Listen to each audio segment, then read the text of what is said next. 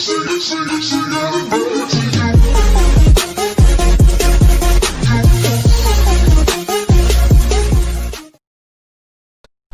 teman-teman semuanya, semoga kita selalu dalam keadaan yang bersyukur dan senantiasa diberikan kesehatan selalu oleh Tuhan. Belanja online sudah menjadi kebiasaan hampir semua masyarakat masa kini. Adanya fasilitas dompet digital menambah kemudahan saat kamu belanja online. Tidak perlu repot-repot lagi, namun metode yang dianggap aman ini ternyata juga punya kelemahan loh. Ada yang namanya carding, sebuah jenis penipuan yang satu ini sangat merugikan. Pertama, kamu sebagai pembeli, buat kamu yang ingin tahu lebih dalam lagi tentang pengertian carding, yuk simak penjelasan berikut ini. Sebelum itu, ini ada sebuah cuplikan tentang bagaimana keadaan kasus cybercrime di Indonesia. Jumlah laporan kasus cybercrime di Indonesia tumbuh pesat jadi yang terbanyak di dunia.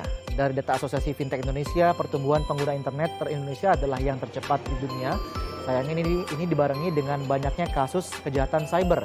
Di tahun 2016 ada 1.200 lebih kasus cybercrime yang dilaporkan ke Polda Metro Jaya, jumlah kasus cybercrime yang terbanyak di dunia.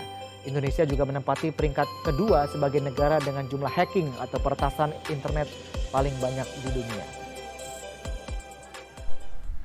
Carding adalah istilah yang digunakan untuk berbelanja menggunakan nomor dan identitas kartu kredit orang lain yang diperoleh dengan cara ilegal. Pelaku carding biasa juga disebut dengan carder, sedangkan jenis kejahatan yang satu ini adalah cyber fraud atau penipuan di internet, karena biasanya seorang carder melakukan pencurian data di internet.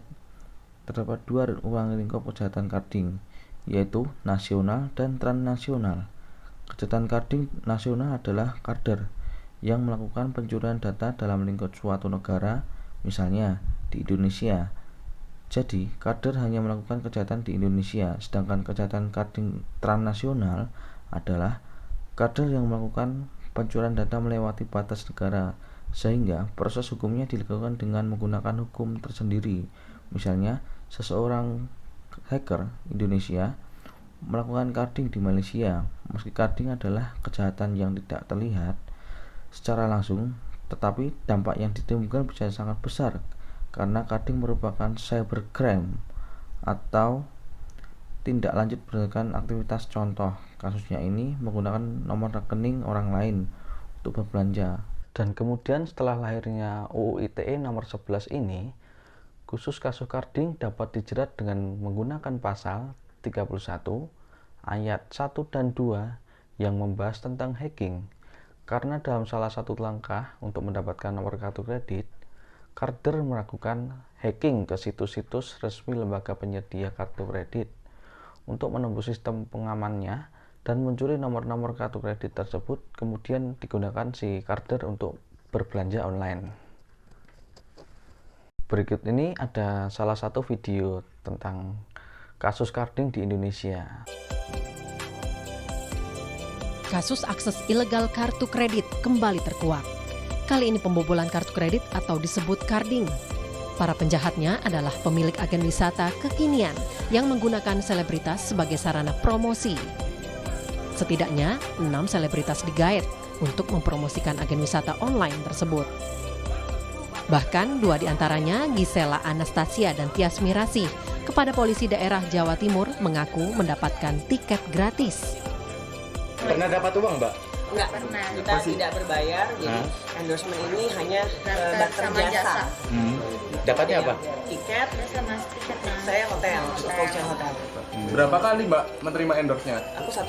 Sering approaching-nya Langsung. Instagram, kalau saya melalui Instagram dan juga WhatsApp pribadi asisten saya. Begitu.